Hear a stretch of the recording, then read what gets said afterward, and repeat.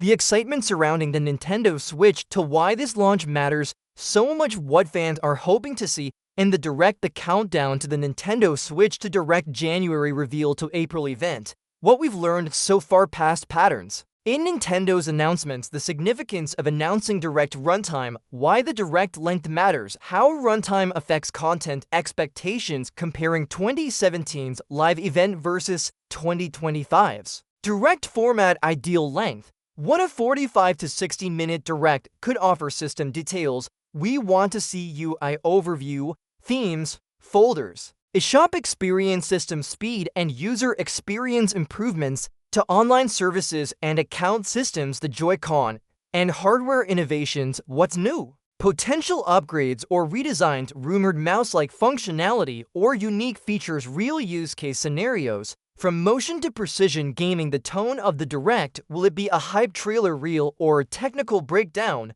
the strategy behind each tone, why tone matters for messaging and expectations, prediction on presentation flow 20 minutes, system features and interface 10 secs, release date and price 30 minutes, games, section 2, launch lineup, games, third parties, and long-term vision, 5,000 words, game reveal expectations, anticipated first-party games, Metroid Prime 4, Mario, etc. What a proper launch lineup looks like, launch day versus launch window, the importance of clarity, focus on quality over quantity, don't rush announcements, let big titles breathe, proper trailers, dev talks, deep dives, the power of new IPs, why a new generation needs something fresh, what we hope to see from Nintendo's creative side, third-party and indie support, how third parties shaped the original Switch's success, developers to watch, Capcom, Square Enix, Sega, etc.,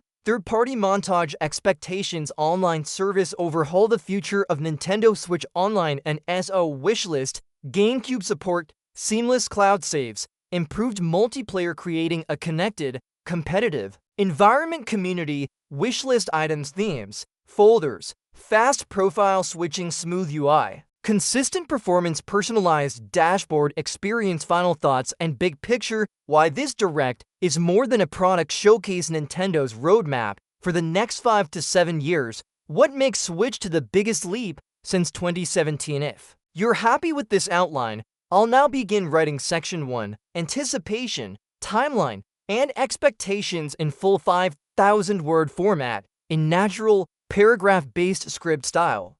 Would you like me to begin writing section 1 now? You said, right? Moorcat said, great. Since you've confirmed the direction, I'll now begin writing section 1 of the faceless YouTube script, following your exact rules, natural English, simple vocabulary, short sentences, no visuals, clips, or scene suggestions, paragraph form. Only target approximately 5,000 words for section 1. Section 1, anticipation, timeline, and expectations. Nintendo Switch to Direct, the Nintendo Switch 2 is almost here. And for many gamers, this moment has been years in the making.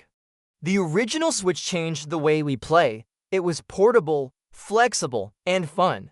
Now, with a new generation right around the corner, excitement is at an all-time high. Fans are counting down the days until Nintendo finally reveals everything. The games, the hardware, the features, the price. The release date, we're getting close, and every small detail adds fuel to the fire. Back in January, Nintendo confirmed the Direct event for April 2nd. That announcement alone set off waves of speculation across the gaming world. What will be shown? How long will the Direct be? Which games will be featured? And most importantly, how different is this from the original Switch? But let's take a step back and look at the build-up so far. Nintendo has been careful with how they've released information. It's been slow, steady, and deliberate. First, they teased that news would come sometime within the fiscal year. That was last May. Months passed. Then we heard whispers about backwards compatibility, not officially part of the Direct plan, but still important. In January, they finally confirmed the April 2nd Direct, and not long after, we got the exact time, 6 a.m. Pacific, 9 a.m. Eastern. That meant for a lot of fans, especially on the West Coast, They'd be waking up before the sun to catch the live stream. A small inconvenience, sure, but for Nintendo fans, it's worth it. Now, with less than 2 weeks to go, we're in full speculation mode. What exactly is coming? One big question is the length of the Direct. It may seem like a small detail, but it actually matters a lot. A short show might mean fewer announcements. A longer one could signal big news, multiple game trailers, and full hardware reveals. Nintendo usually announces the runtime ahead of time. Most Direct tweets include that info. Something like tune in for a 40-minute Direct focused on upcoming titles. That's their typical format. Not always, but often, so it's safe to assume they'll share the length before April 2nd arrives. But how long should it be? Let's look at 2017 as a reference. Back then, Nintendo revealed the original Switch in a live stage event. It was held in Japan, with press in attendance. They showed off the hardware, demonstrated Joy-Con features, shared trailers, gave us a price. It ran for about an hour. This time, the format is different. It's not live, it's a pre-recorded Direct that allows for faster pacing. No awkward pauses, no transitions between speakers. Just straight to the point, which means even a 45-minute Direct could be packed with content. Still, many fans, including myself, are hoping for a full hour. Why? Because there's just so much to cover. We want to see the user interface in action. What does the dashboard look like? Has it been redesigned? Is it faster, cleaner, or more customizable? These are the kinds of things that make a difference in daily use. We also want to know what the eShop experience will be like. The current eShop works, but it's not perfect. Many hope for a better layout, faster browsing, and smoother downloads. If Nintendo has improved it, we want to see that. Themes are another hot topic. Fans have been asking for customizable themes since the original Switch launched. Will this finally be the system that lets us add a personal touch to our dashboards? Fingers crossed. Next is profile switching. On the original Switch, switching users wasn't always quick or seamless. With new hardware, there's hope that Nintendo has streamlined the process. Especially for families who share one device, fast profile changes are a must. But let's talk about what's possibly the most exciting part of the hardware: the new Joy-Cons. There have been rumors for months. Some say they'll have better ergonomics. Others talk about new tech, like mouse-like features or advanced haptics. Maybe they'll support more precise motion tracking. Maybe they'll connect differently. At this point, we don't know for sure. But if Nintendo is introducing a fresh controller concept, they'll likely dedicate part of the Direct to showing it off. And honestly, that's the kind of thing that takes time. It's not enough to just show the Joy-Con. Fans will want to know how it feels, how it responds in different games, how it improves gameplay overall. Let's also talk about system performance. While Nintendo usually doesn't chase cutting-edge specs like Sony or Microsoft, fans are still expecting a noticeable leap forward. Faster load times, higher resolutions, smoother frame rates.